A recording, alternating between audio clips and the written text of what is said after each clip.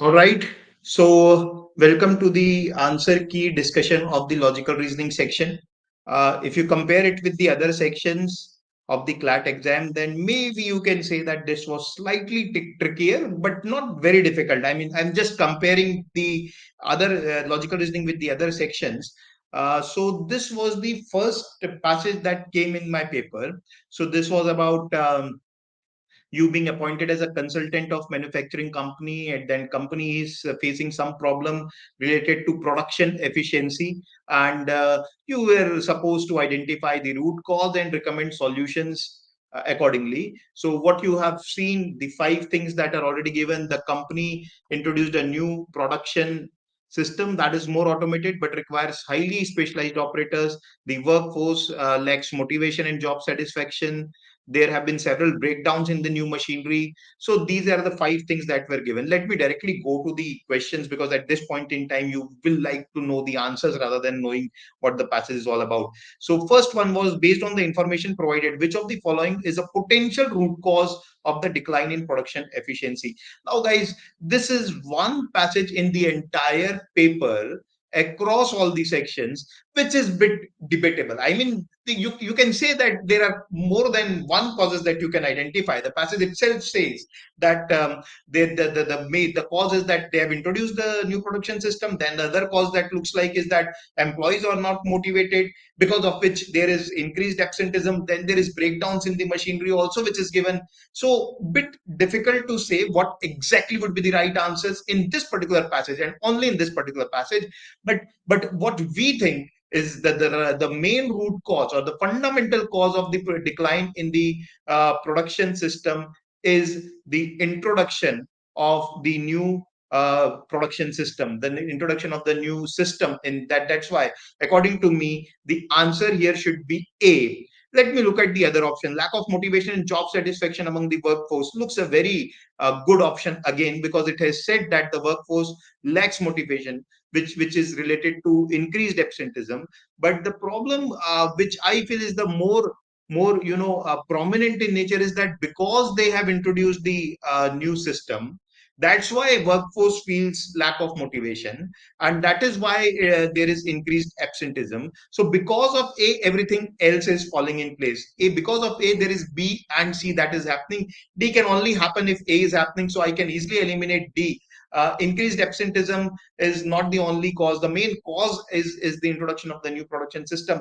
Although I will say that B also has a slight chance of being the right answer. We need to wait for the Clat for this particular question.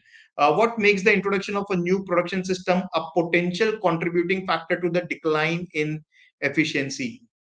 So that they have introduced the new system, and what can add to its decline. So once again, a question which there, in which there are two possible answers.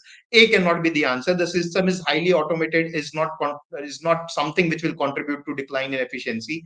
It requires specialized operators, can be, because it says that the thing is that the new machine requires new operators. See, the machinery is prone to breakdowns. Yes, this is also is been given. So option has to be between B and C.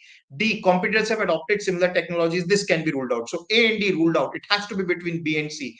I am going here with the option number C, because if machine is breaking down, then it is contributing to the decline in efficiency. It requires specialized operators. That is not the cause of decline in efficiency that much, but I won't be surprised if Clat comes and says that okay, here B is the right answer. But right answer, according to me, is C here. Next, what is the critical difference between the company's situation and that of its competitors? Now, competitors are doing well, right? So that is being given. Both the company and its competitor have introduced new production system. That is not a difference. That is a similarity. So can be ruled out. B, the competitors have experienced increased customer complaints, not given, so can be ruled out. The company's workforce lacks motivation and job satisfaction. This should be the right answer, because this is the critical difference which is causing less absenteeism and the further problem. The company's machinery is prone to breakdowns. Now see, if the machinery, similar machinery has been introduced by the competitors also, then even their machinery should be prone to breakdown. So I have ruled out D because of that. The fundamental difference is that the employees in this company lacks motivation. So right answer for this question should be C. Next, how might the increased absenteeism effort affect product efficiency? Now, once again, a question wherein you can say that all of these could be the answer. If not all, I mean, there can be two or three answers. Let me say, if there is increased absenteeism, then you can say that it might lead to increased quality issues because inspection might be missing. It might result in longer machinery breakdown because people are not there to address the breakdown. It could lead to delays in production. Fundamentally, this is what is going to happen. Anything A happens, B happens, there will be delay in production. So safest option to mark here is C. D, it has no impact, that we can rule out. So answer has to be between A, B, and C. And if there is increased absenteeism because of which any other thing is happening, say if there is some quality issue or some machinery breakdown, it can lead to production delays. So right answer is C according to me. But once again, a tricky question. What could be a possible solution to address the decline in production efficiency? Hire more specialized operator for the new system, implement a motivation and job satisfaction program for the workforce, upgrade the machinery to reduce the breakdowns, purchase new machinery to replace the automated system. D can be easily ruled out. I mean, purchase new machinery because the machinery is breaking down. Upgrade the machinery to reduce the breakdown. Again, they have got the new production system and it requires highly specialized operator. So answer has to be between A and B because these are the two fundamental problems. So implement a motivation job satisfaction program for the workforce. B should be the right answer because that is the line of reasoning that we have followed. That the fundamental problem is introduction of the production system because of which employees are not getting enough motivation and there is not enough job satisfaction. So if you have to address that, you cannot go on and change the entire machinery, right? You do what can be done is motivating the employees, giving them job satisfaction, giving them the training. That's the more logical thing to do. So right answer should be option number B. Next, based on the information provided, what is the potential consequence of increased customer complaints about product quality? This is very direct in nature. I think this was one question wherein you cannot debate. So only thing where complaints can cause a problem is option number C. Let us look at A. It indicates that companies' competitors are also experiencing quality issues. Nothing to do with it. It suggests that the company's products are meeting customer expectation. If there is increased customer complaint, then how can B happen? It's completely illogical. C is the right answer. It may lead to a loss of customers and reputation damage. D, it shows that company's automated system is performing well. Again, B and D anyways cannot be the answer. They're so illogical in nature. So these are the answers according to me.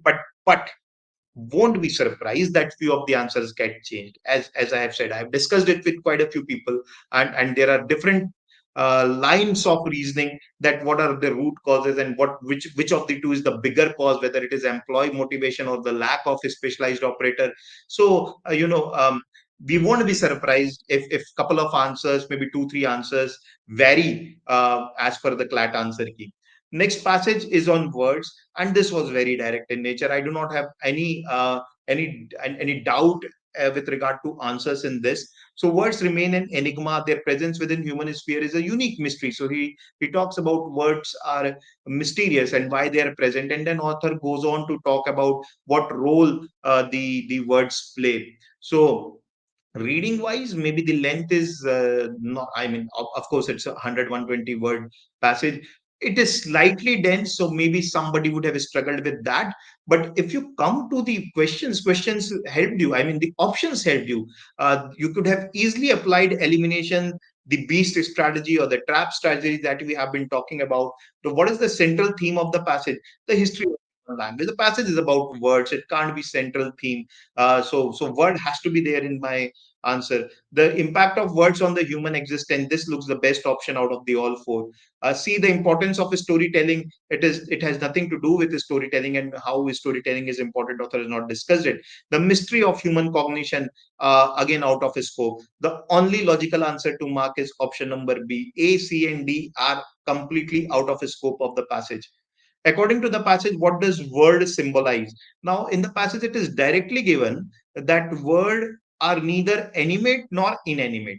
Now, because it is given that in the third line, it is given a word, a symbolic entity formed by ethereal existence, neither as animate nor inanimate, yet pulsates with life. So it is neither animate nor inanimate, it pulsates with life. So the safest option to say is A and B cannot be the answer. It is a tangible entity or intangible concept. It's an intangible concept. We cannot touch and feel that. So D is the right answer.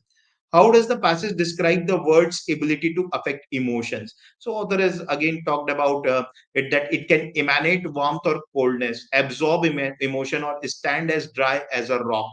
So it can absorb emotion or it cannot get affected by it.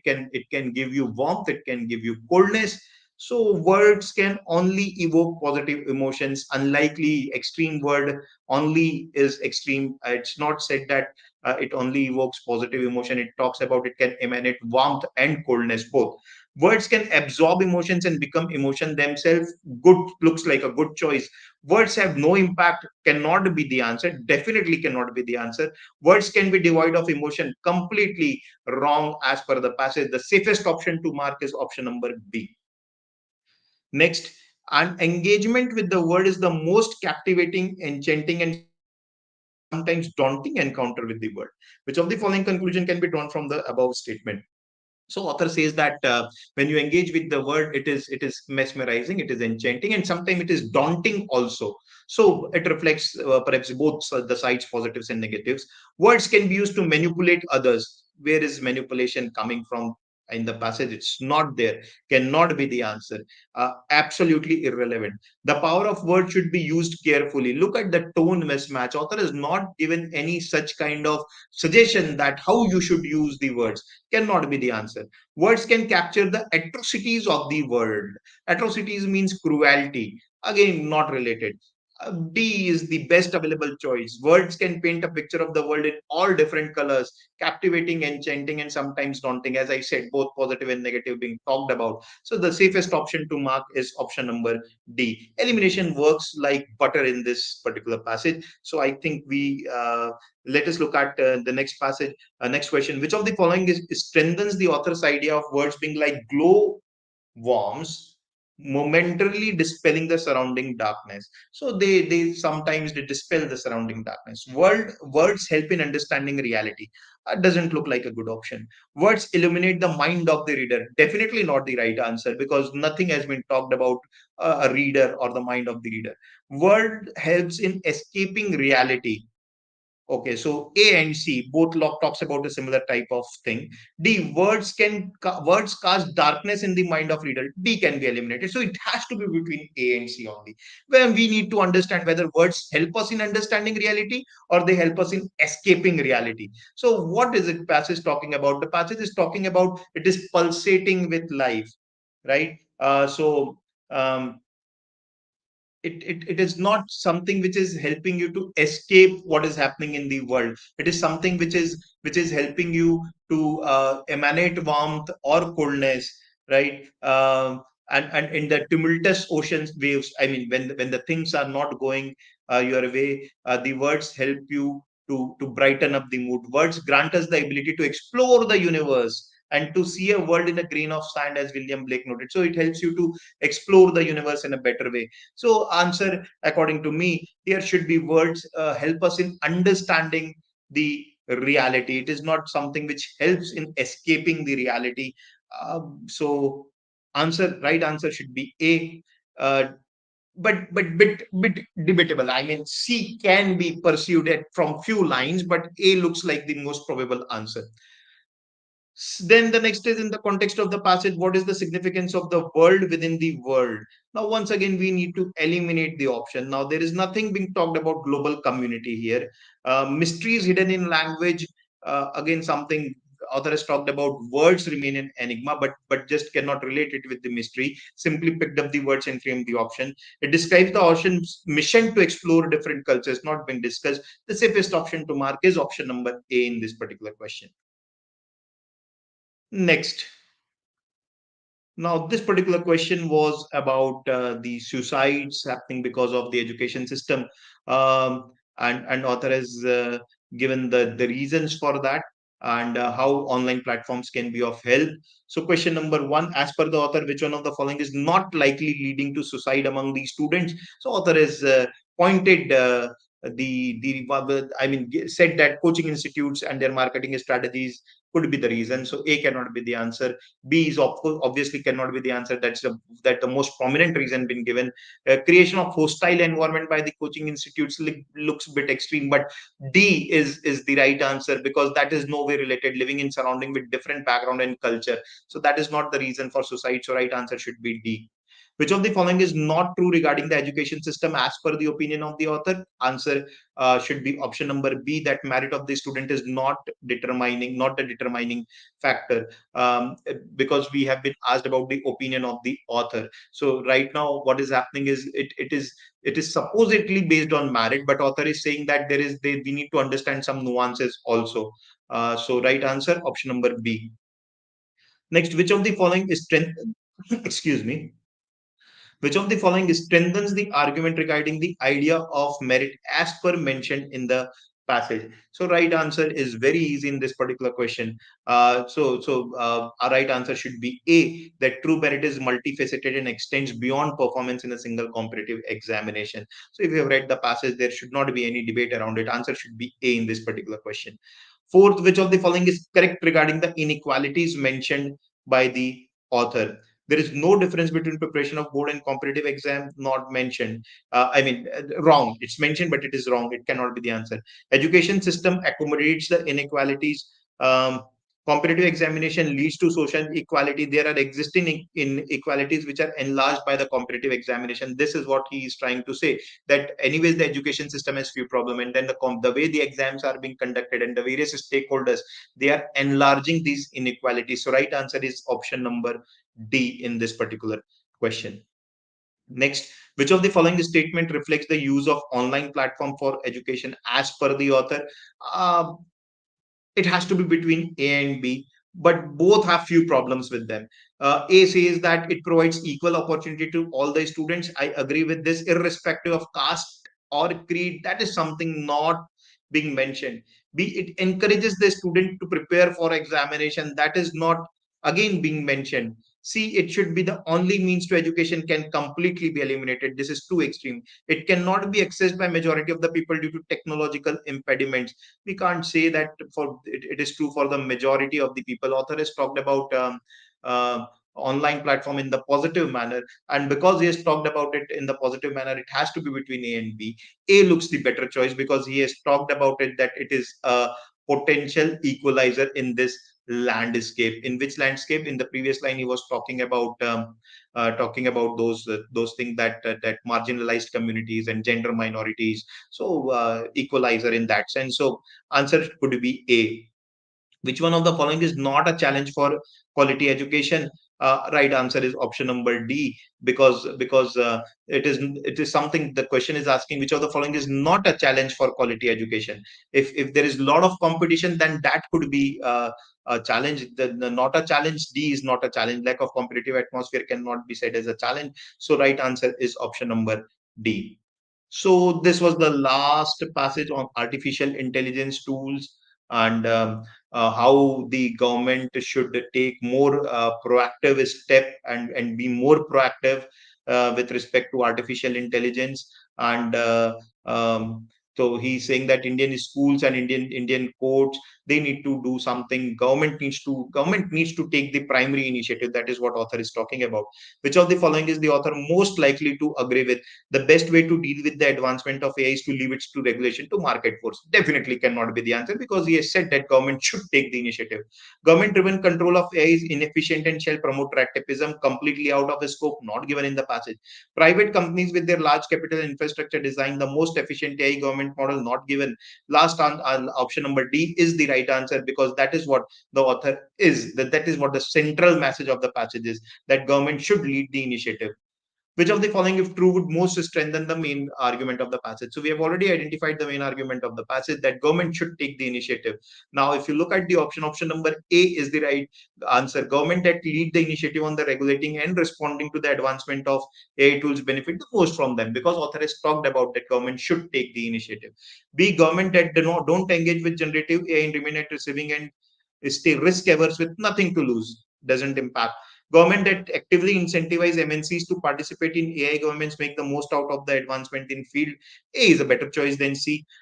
D, government that explore models of public-private partnership strike the right balance in regulating generative AI. So the even D in a way is something which author is saying that government should push the academia industry collaboration. But if you analyze all the option, A is something which is more closer to the main argument, and that is why it is strengthening the main argument more. Answer should be A.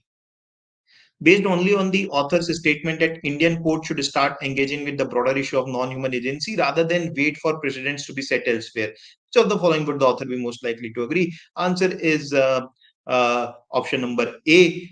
There is no other option which can come close to it. Let us look at B. Court should wait for precedents. That's completely opposite of what is being said in that line. Court should stop relying on precedent and decide cases on the basis of judicial wisdom out of scope. Precedents are the best possible safeguards. Again, not related to the to that statement. So right answer is option number A. Next, if the information in the passage above is correct, which of the following is must necessarily be true? AI regulation is the responsibility of the legislature alone. No, not given. AI regulation is responsibility of courts and can't be addressed through standardized standalone statutory rules. Cannot be given. Is not the answer. Government is the body that should take initiative, but he has talked about it that there are other stakeholders also. Right. Answer is option number C. AI regulation is a collaborative effort involving all the institutions of the state because it's talked about judiciary. Then it has talked about the education system. Schools need to think beyond chat gpt. So all the stakeholders are there, different stakeholders are there. Best option is option number C. Based on the author's argument, which of the following would result in weakening rather than strengthening India's position at the forefront of generative AI? So, author has talked about that India should take initiative. I cannot find any difference between option number A and D. So both are in a way strengthening the author's argument.